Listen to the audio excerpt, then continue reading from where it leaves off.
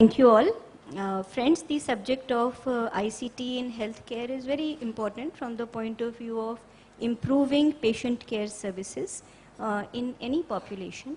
Now, as the Secretary of the Department in the government, what I would like to briefly talk about is from the very broad point of view of patient care services.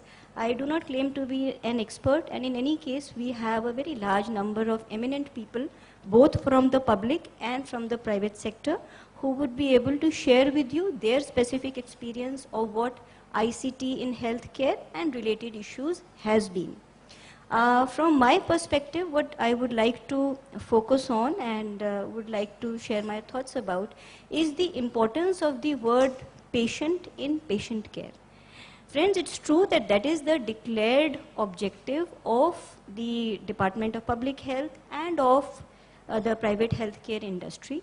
But actually, if you look at how healthcare systems on the ground operate, whether it is in the public sector or it is in the government sector, we find that the patient remains very much on the margins. Actually, nowhere in the healthcare system is the patient at the center of things. And that is my main point today. As I can see it, the patient is the client, he is in trouble, he needs to be catered to. And we need to find ways which would include ICT, which could include a variety of technologies and systems to place him in the center of things, rather than have either a doctor-centric approach or a management-centric approach or a government-centric approach or any approach which does not put the patient at the center. What do I mean? I shall give one example. Let's look at the way hospitals are designed. Specifically, if we are to look at public hospitals, whether it is their logistics, whether it is their workflow, information flow, or simply the design of the hospital, it is difficult to say that the patient is at the center of the things. For instance, when it comes to casualty, there is very little information available in a large number of places as to where exactly the patient should go, who he should consult, and then once he is prescribed a particular set of investigations, where he should go to get those information, to get those particular tests done. So basically, this is about information flow, adequate information flow to the patient which he needs in order to redress his needs. Is our hospital casualties, our hospital engineering wings really designed to cater to the patient? I don't think so. Of course, my other esteemed colleagues who are present over here could talk about this subject. Or for instance, if we look at ICT, many hospitals till date do not have centralized sample collection systems. Actually, if you look at it, a technician, whether he is in hematology, whether he is in biochemistry, he is doing the same task. There is very little difference in what he is doing. And if that is the case, then surely there could easily be a centralized sample collection center where the patient comes, gives his sample, and he goes away. And yet, that simply does not happen. Or similarly, if we are to talk about investigations, then what about results? ICT needs to provide us a way in which those investigation results would be shared and would be accessible to a patient across the hospital and not just in any particular point. Why should it only be available, say, in general medical ward or in any particular technical counter? That is the entire objective of ICT, and not only it could be available, it needs to be available to all the related healthcare workers. And by this I mean not just the doctor. If the nurse is treating a patient, then surely she also is a healthcare worker. If she is supposed to look after the patient in the ward, then doesn't she need to have access to the clinical history of the patient? Particular drug is advised, well, then the EMR, she should have sufficient access to the EMR to tell her that is this patient allergic to any particular drug. So, which inter alia brings me to the question of how do we set up these ICT systems. Mind you, in many of these ICT systems, and here I am talking not just about public hospitals, I am also talking about private hospitals. There are certain protocols which are built in which would define the level of access of any particular information. Certainly, we need to take care of patient confidentiality and patient information.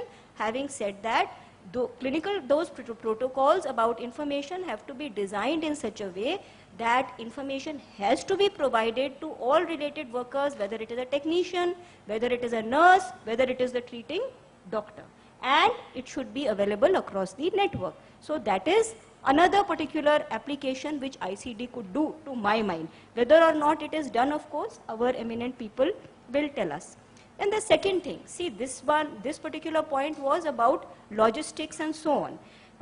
What about private hospitals? We have CEOs of two very important hospitals on the dais here, and I'm sure there would be other stakeholders in the audience.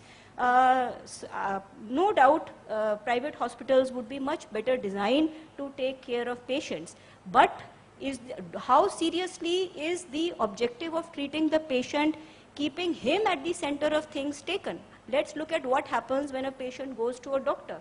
When a patient is diagnosed with a specific disease, it could be anything.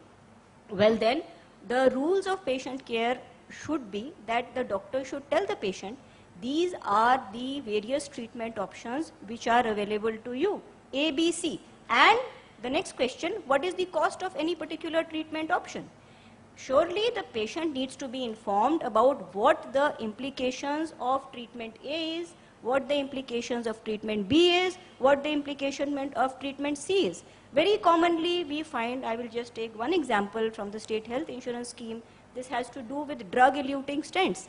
When you are prescribing a drug-eluting stent for a patient, then it is incumbent on the treating doctor to tell the patient, okay, this is the implication for you. These are the drugs you will have to take for the next 1 year. You cannot undergo any major surgery, whatever. And then leave it up to the patient to take a decision.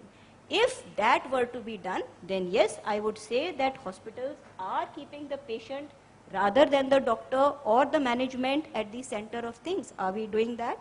And over here also, I believe that ICT is something which can be of great use to everyone. We recently had an interaction with the United Kingdom delegation, and they were showing me some of the protocols which are followed by the National Health Service in the UK. All treatment apparently over there, I don't know, the practitioners can tell me better, is devised by standardized treatment protocols which are built into the software. Can we think of doing something like that in order to standardize how any particular patient would be looked at? I think so, and if that can be done, then definitely it would improve patient care services, and it would also allow us to build data which would allow us to take a decision in the end.